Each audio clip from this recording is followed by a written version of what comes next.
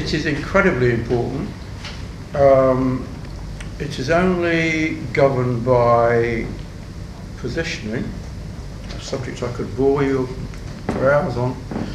But to give you an example, I did a lot of work for the Franklin Mint. At that time, were a very, very successful organisation until they were bought by one person who sold them to another person who sold them and ruined the bloody business. But incentives never worked for the Franklin Mint. Incentives never worked for the Franklin Mint because the Franklin Mint's positioning was it's very, hard to obtain. But generally speaking, incentives, an intelligent incentive, a relevant incentive will always produce more money than it costs. Yeah? And if you want to know whether it's an intelligent incentive or not, all you have to do is use your brains and test. And it's important at every stage of the thing. We're talking about the website, okay.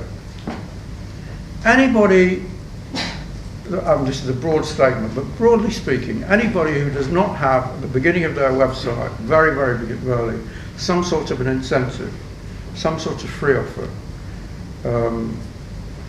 is losing out, because the only purpose, there are only two reasons why you have a website. Reason number one, to prove that you exist.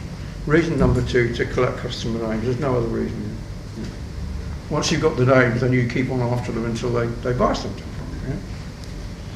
So therefore, you've got to put an incentive up there, so they'll give you, say on my website, you say sign up here for 51 helpful ideas, and you get a free copy of Claude Hopkins' book, Scientific Advertising. How many people have read Scientific Advertising?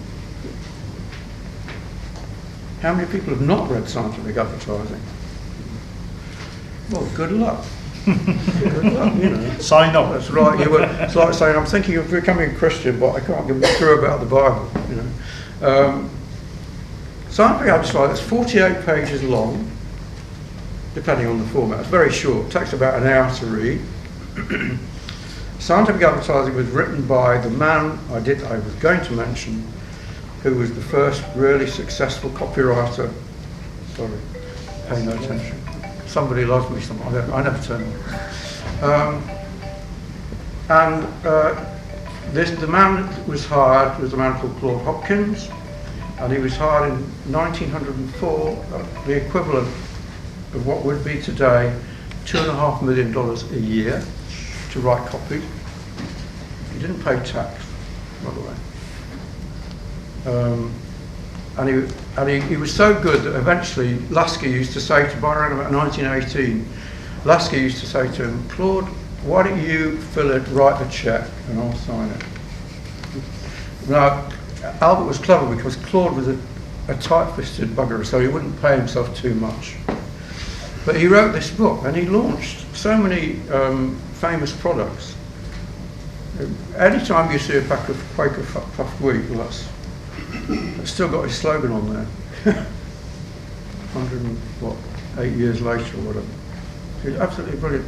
And the book is incredibly simple. My boss, David Ogilvy, said that nobody should have anything to do with the business of advertising until they have read this book at least 5 times. I've read it God knows how many times.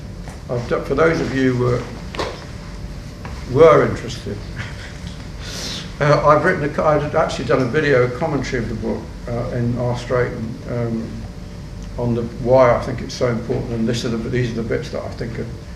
How many people here have read John Caples?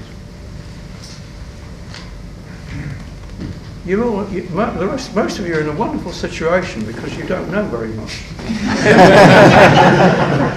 How did you suss that out? It's great, it's great. If you don't know very much, you can only one way to go. But you should read Claude Hopkins. I read all the time.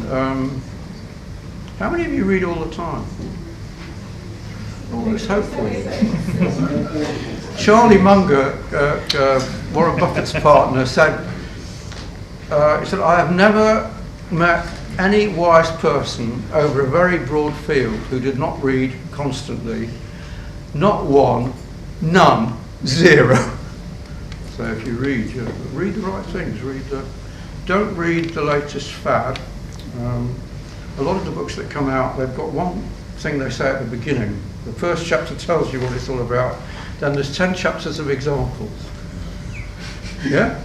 You get the idea after the first 3 chapters, yeah?